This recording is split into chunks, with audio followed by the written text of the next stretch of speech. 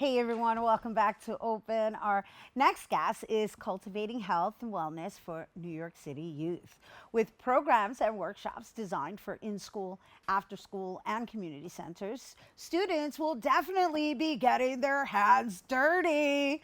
That's right. Activities include terrarium building, composting, flower pressing, and mini succulent gardens, which prompts kids to notice the benefits of the outdoors, practicing mindfulness while learning about self care through plant care and journaling. And here now to share more, we welcome founder and director of Cultivators, Kashon Dubose. Good morning. Hello, Hi, thank you for the hello. opportunity. I appreciate it. Nice to meet Thank you. Thank you for this. I am loving this, loving this, loving this, and Thank we you. are so glad to share it with our viewers today. Appreciate it. Thank you for this. So, you're the founder of this. Let's talk about when you founded this. Okay, so I used to work in a school here in the South Bronx, and we were tasked with building a garden on the terrace, a small terrace, a small garden on the terrace, and there was a student who was often kind of the topic of conversation in our leadership team meetings, where he was it was like behavior issues that were going on. The same kid that I saw running out of classrooms and kind of being the subject of these conversations is the same student I saw in the garden space, a totally different person. I mean, there was a butterfly that came into the garden, and he was like smiling and laughing, and I saw him playing into the soil. And that's at the same time I was talking to a middle school science teacher who had a beautiful terrarium in his classroom. I talked to him about it, and he said, yeah, there's something about nature that calms people.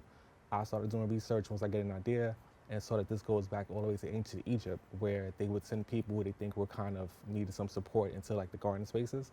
Once I saw that, that was it. I just went down a rabbit hole and went down there.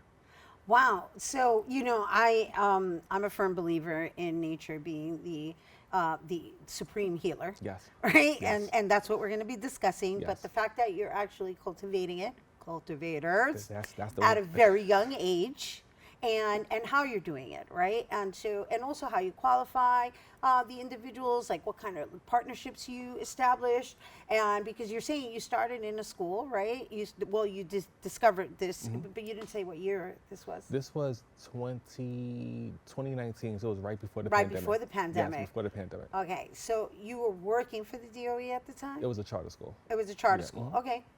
You were in a charter Yeah, school, but now this is your. Yes, this is me, yes. It's, Right. We recently became a non-for-profit this year. Well, congratulations on Thank you. receiving a 501c3. Thank you. And so let's talk about how you've evolved since, right? So if you, 2019, pandemic, we're in 2024. Sure. So it was a lot of bootstrapping, a lot of just using my own funds. My first workshop was actually at a library where I took my own money and did a terrarium class in the library. They did a sign up where they had 15 people, families come, and we ended up having like 20. And the response was amazing. The parents loved it, the students loved it. My favorite part of it was them asking, can they take it home? I'm like, yes, this is your hard work, like take it home with you. Recently, we just completed a $20,000 grant that we got from the Trust for Public Land, where we worked with. What? Thank you. Let's applaud that. Thank you, Yes, thank you. good for you. We worked with a school in Soundview Uh-huh. and a school, there was another school, PS 300, where we used the green spaces that the Trust for Public Land created, and we built kind of a workshops where we centered books with nature. So my partner Conchetta, who was on the show with you recently, her and I worked together to have a book that paired with nature, and then we did a garden activity. So there was some composting conversations, there was some seed starting conversations, some harvesting, things like that. Beautiful. Oh my gosh, this excites me. And you're focused primarily on the Bronx, Yes. right? Meaning our Bronx future Yes, yes. leaders, Yes, right? absolutely. In climate and environmental Absolutely. justice, Yeah, you got right? it. You got it. And mental health You got it. awareness. You got it, Yes, yes. We're going to put them all out You there. got it, yes. And so let's talk about the age they start at, how many have been with you a while, and how their parents are they involved, or does it transform their household? Let's talk about the impact it's had on some of your Sure. students. So it ranges. So typically we work with students in the school capacity. We've had workshops where we worked with students and parents. So for instance, I worked with an organization, Emmanuel Cares, where they did a kind of like a community day in Longwood. And we purchased these terrariums and these succulent plants, and we created about 60 of them. And some of the responses we were getting was ranging from a science standpoint around just understanding how a terrarium can survive. There was conversations around just how good it feels, right, to be getting your hands dirty, which is my favorite thing to hear, getting your hands dirty, getting into the soil. But generally, people get it. There's a space where it reminds them of maybe home. We have a large cultural, people come from different backgrounds in our community, so sometimes it reminds them of home.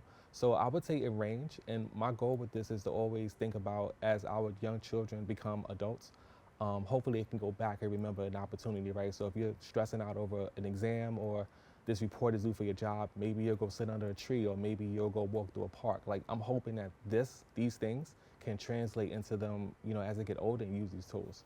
Yeah, for their own Yes. sustainability, Yeah. for their mental wellness, Yes, yes. but also this is about sustainability and survival skills because Yes. if you're able to cultivate your own food, Yeah, right, you're able to survive. absolutely. Yeah, Right? absolutely. And the fact that you're teaching them about terrariums, right? That's inside, that's indoors, Yeah. right? So, yeah, that's its own, like, Absolutely, yeah. yeah, I don't know anything about that, like the logistics of that, Yeah. so I can only imagine how impressed everyone walks away knowing that they have that knowledge. Yeah, and with terrariums, I worked with a high school, International Community High School, and I shared with them that not only from a terrarium standpoint, which is my favorite thing to do, as you could tell, not only there's a mental capacity to it where you're building it, there's a science element to it where you're understanding how the ecosystem works, but there's also what do you call it, like a side hustle, right?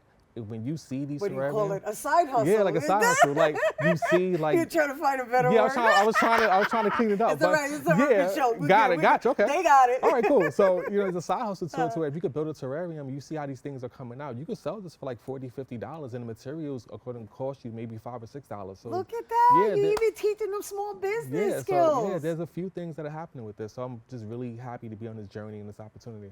Oh my gosh, this is exciting. So, all right, so talk to me about how somebody can participate. How do you do that? Do you do it in groups? Do you have like a certain time where you're teaching them? Or is it through an organization? Do they have to be down with a school? Like, how are the various ways that they can be a part of Cultivators? Sure. So I know on the website we're going to do a better job of posting where we're doing things. The Instagram is pretty active. Ideally, we would want to work in schools, but I'm not opposed to working in the community. We're not opposed to just working and like just fairs and things like that. My upcoming project is we're doing tree pits. We're going to be working in the Kingsbridge area to like get to our tree pits, start pulling the weeds, start to put some bulbs down to come up in the spring, start to take care of our trees. I think I saw a video of that, and just to echo what you're doing, I really appreciate that you're teaching the next generation the importance of treating the trees like they're part of, Yes. they coexist with us, Yeah. right? And the tree pits are where, unfortunately, a lot of New Yorkers have a bad habit of disposing garbage. I hate it. I hate it. It drives me crazy. And I said it like that, like a Latina, because it's like, come on, they're helping us breathe. Like, we Yes. got to take care of each other. But I will tell you there's some hope because when we did the project, I saw kind of like someone was taking care of them. So you would see like rocks that were around the tree trunk to protect the dogs from, using the bathroom on them. And I see that there's some hope because somebody is doing something. I think they just need to see like more people getting involved. And if I get the kids involved, maybe that inspire the adults, and then it becomes a whole big thing. So Right, you're going to transform the next Yes. generation's Yeah. mindset, Absolutely, which is yeah. what this is all about. Now, we got to wrap, but really quickly, I want to conclude with the journaling aspect of it because it is important for people to be able to have something to reflect on. yeah. So you wanted to in terms of like how to journal with nature? Well, yes, I mean, really quickly because they wrap me up, but I want to share with our viewers before we go that part of your program is the connection to nature, the connection to the actual act that is being taken in whatever, planting your own seeds, cultivating them, or learning even how to build a Oh, sure. terrarium, watching a plant grow, and then journaling about what comes up for you in that moment. Gotcha. Okay. So with journaling, the way I kind of use it is the way that I use nature. So for me, like recently, as I've been journaling, I've been journaling from the perspective of the seasons, right? So in the fall season, you know that the garden beds in your garden's going to come to an end. So maybe reflect from the summer for how your summer went, how things could have done, if it could have been done better and things like that. When the winter time comes, think about like the things you could do prepare for the spring. In the spring, think about like the seeds that you harvest. Like it's kind of like you can use different elements of nature to like have journal prompts. I can send you a few or put some on the website, or if that's helpful for people. But I always use nature You as didn't a say summer though before we go. You got to say summer. summer. Yeah. Yeah, summer is more of just like the harvesting, and you know Okay. you're in there. That's where like the work is being done. Well, But because you said the four seasons. I did. I forgot about summer. Yeah, but But you know, I do say, and I didn't mean to interrupt you. That's is that okay. I get it, and really the idea is the metaphoric aspect yes, of it. that's it. Yeah. Yeah. Yeah. That's like, beautiful. Yeah, That's beautiful. Like I think a lot around just like life, and I always use metaphors. And nature is starting to become like a big metaphor for me in terms of like from seed to harvest, from the seasons, how we deal with nature and things like that. Like it's a big metaphor in my life. Well, that's because we are part of nature. There you go. Kashon Dubose, everybody. Thank you so much. We got the philosopher in the house, the natural philosopher, the nature philosopher. Thank you so much. No, Thank you. thank you for being here with us once you. again. Founder and director of Cultivators, Kashon Dubose. And if you're interested in more information, you can visit cultivatorsnyc.org. All right, stay tuned. There's more open when we return.